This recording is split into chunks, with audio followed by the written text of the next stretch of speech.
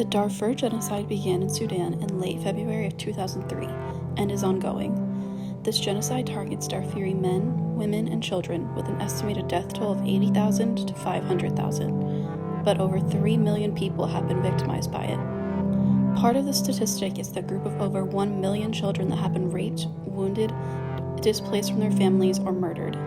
The genocide began during the country's 2-decade-long civil war between rebel groups and the government, in which rebels were protesting political and economic marginalization. In 2003, the rebel groups, which are called the Justice and Equality Movement and the Sudan Liberation Army, attacked a military airfield and kidnapped an Air Force general before also raiding the town and government facilities.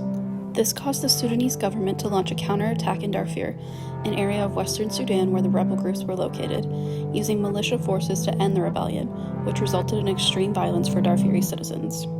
There are two main ethnic groups in Sudan, Arab and African. The African groups consist of Fur, Masalit, and Zagawa, and differ from the predominantly Muslim population of Darfur because they are pastoralists, while Arab groups tend to be nomadic herders. The conflict in Darfur is between the Sudanese government and the African groups residing there. The government uses the Arab groups to exploit the differences of ethnicity in Darfur, furthering its agenda to end rebellion through the means of genocide. Sudan arms Arab militia groups, calling them the Janjaweed, to assist in attacks on African groups. While the Sudanese government attacks from the air, the Janjaweed attacks on the ground. These Arab groups burn villages, steal food, poison water wells, rape women, and displace children. While the goal of these attackers is to demolish the two primary rebel groups, their destruction also applies to the ethnic groups supporting the JEM and SLA, the Fur, Masalit, and Zagawa, making this genocide both a conflict in politics and ethnicity. There have been many war crimes acknowledged as part of this genocide, including violent rape of women and children, which is the most prominent form of torture used instead or before murdering Darfuri people. Many of these acts involve women older than 70, pregnant women, young girls, infants that are eventually beaten to death, and this genocidal rape is often carried out in front of the victims' family members, who are forced to watch while being detained to prevent them from interfering. Many citizens have also been forced out of their homes, becoming refugees who have to fight for resources so they can provide their families with food. The acts consistent with the Darfur genocide have violated a number of human rights.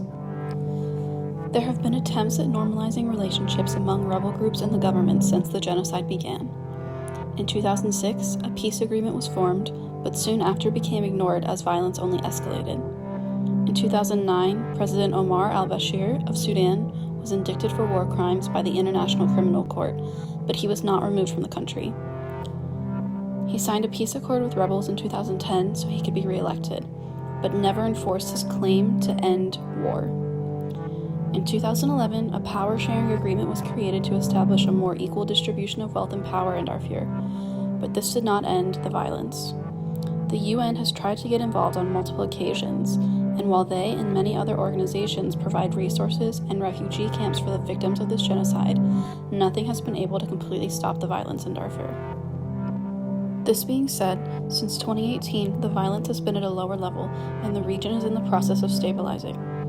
In February of 2020, the government of Sudan even held peace talks with rebels in an attempt to compromise, and then agreed that former President Bashir will be taken in front of the International Criminal Court to face war crime charges.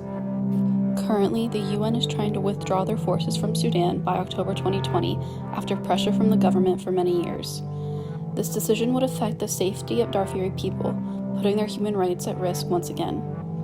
Overall, the violence in Darfur has declined since 2003, but the genocide persists, and the fate of this western area of Sudan is unknown.